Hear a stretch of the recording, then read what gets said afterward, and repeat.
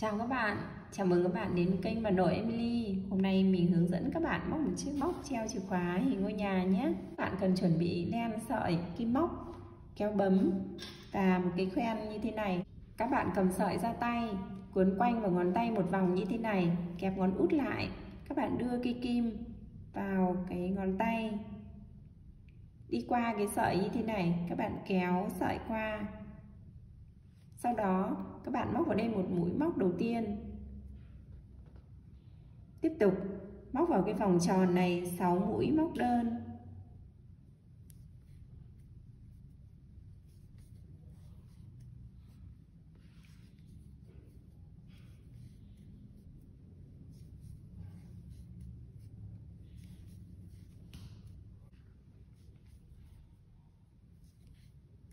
Các bạn cầm cái dây, các bạn rút cho nhỏ bớt. Khép vòng tròn bằng một mũi móc trượt, đi qua 2 sợi dây, kéo sợi và đi qua hết. Tiếp tục sang hàng thứ hai, chúng ta lên một mũi móc xích. Ở hàng này chúng ta sẽ phải móc một mũi móc đơn.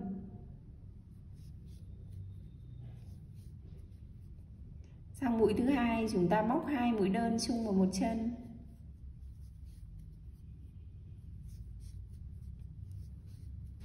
Ở mũi thứ ba chúng ta lại móc một mũi đơn. Mũi thứ tư móc 2 mũi đơn chung vào một chân. Và cứ như vậy các bạn móc cho đến hết hàng nhé. Móc xong hàng móc này chúng ta được 9 mũi móc. Mũi cuối cùng chúng ta khép vòng tròn bằng một mũi móc trượt. Lên hàng kế tiếp chúng ta cũng lên một mũi móc xích. Sau đó móc 9 mũi móc đơn. Mỗi một chân mũi chúng ta móc một mũi móc đơn.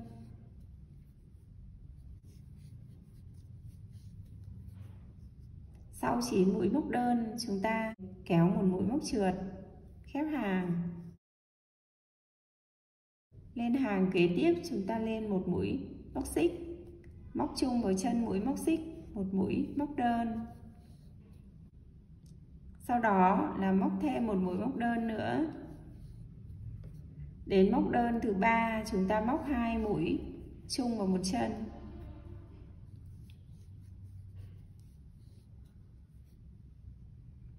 Mũi kế tiếp móc một mũi móc đơn. Tiếp tục lại là một mũi móc đơn. Sang mũi thứ ba chúng ta lại móc 2 mũi đơn chung vào một chân. Và cứ như vậy chúng ta móc cho đến hết hàng móc này nhé.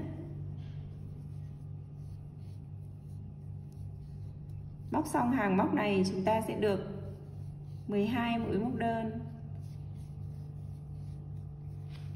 Móc xong 12 mũi móc đơn rồi chúng ta khép hàng bằng một mũi móc trượt. Lên hàng tiếp theo chúng ta cũng lên một mũi móc xích. Sau đó móc vào chân mũi móc xích một mũi móc đơn. Tiếp tục là 2 mũi móc đơn kế tiếp.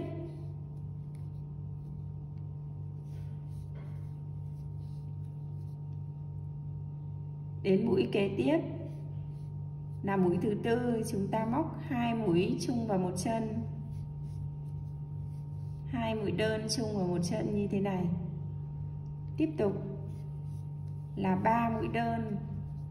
Mỗi một chân mũi một mũi móc đơn. Cho 3 chân kế tiếp. Sang chân thứ tư chúng ta lại móc 2 mũi móc đơn chung vào một chân. Và cứ như vậy chúng ta lặp lại một lần nữa. Móc xong hàng móc này chúng ta lại khép hàng bằng một mũi móc trượt. Lên hàng kế tiếp chúng ta lại móc một mũi móc xích, móc vào chân mũi móc xích một mũi móc đơn. Sau đó là mũi móc đơn kế tiếp là 2 mũi. 3 mũi móc đơn, mỗi một chân một mũi. Mũi móc đơn thứ tư. Và đến chân mũi thứ 5 chúng ta móc 2 mũi móc đơn chung vào một chân. Và tiếp tục chúng ta lại móc 4 mũi móc đơn cho mỗi mũi một chân.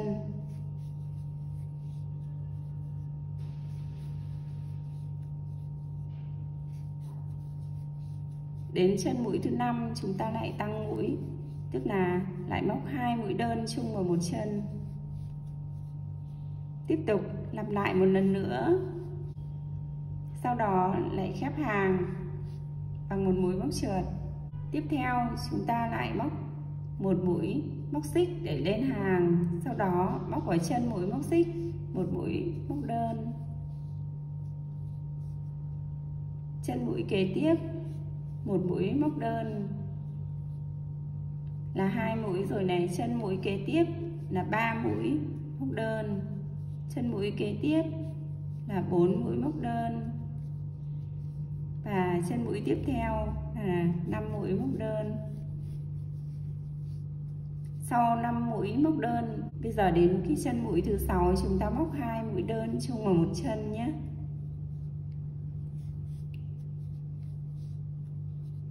Và cứ như vậy chúng ta lặp lại cho hết hàng, kết hàng bằng một mũi móc trượt.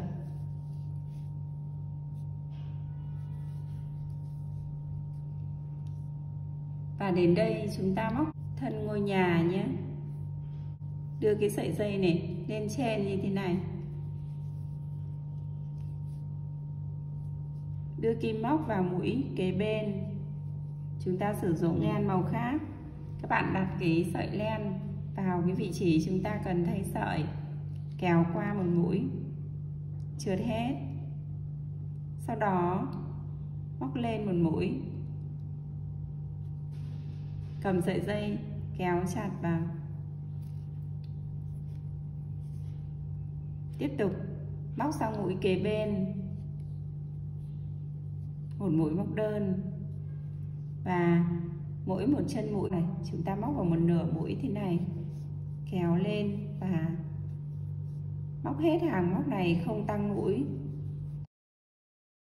Đến cái mũi cuối của cái hàng móc, các bạn đưa kim qua hai cái sợi dây như thế này, rồi kéo một mũi móc trượt.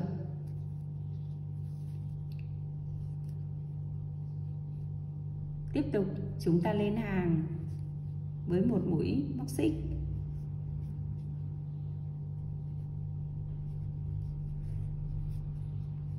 Và mỗi một chân mũi chúng ta móc một mũi móc đơn vào cái hàng kế tiếp nhé. Mũi đầu tiên chúng ta móc ngay vào cái chân mũi chúng ta vừa móc, và mũi thứ hai sang cái chân mũi thứ hai. Và tổng cộng chúng ta cần móc cho cái phần thân ngôi nhà này là 8 cái hàng móc. Sau khi móc xong được cái 8 cái hàng móc cho cái phần thân ngôi nhà này thì chúng ta kéo dài cái mũi móc cuối ra nhé, rồi cắt. Bây giờ chúng ta giấu sợi nhé. Các bạn đưa kim vào cái mũi kế bên này, kéo cái sợi qua, rồi đưa kim vào đây. Chúng ta lấy sợi rồi đi qua đằng sau. Bây giờ đến cái phần viền mái cho ngôi nhà này, thì bây giờ mình đưa kim vào cái mũi bên cạnh như thế này, kéo cái sợi lên. Sau đó chúng ta lấy mũi giả và móc vào ô bên cạnh một mũi móc nửa kép, và sang ô bên cạnh chúng ta móc 2 mũi kép chung vào một chân nhé. Một mũi kép thứ nhất, một mũi kép thứ hai, sau đó là mũi nửa kép sang cái ô bên cạnh, kéo hết. Tiếp tục ra đây chúng ta móc một mũi móc đơn, sang cái ô kế bên chúng ta móc một mũi nửa kép. Sau mũi nửa kép là một mũi móc kép, và thêm một mũi móc kép chung vào một chân nữa.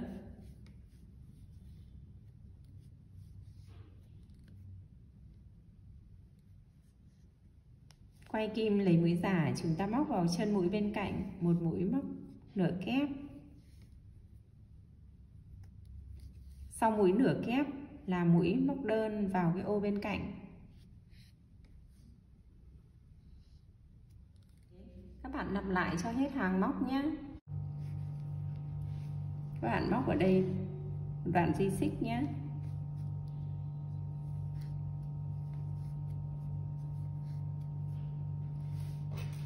Rồi đưa cái phần móc khóa vào.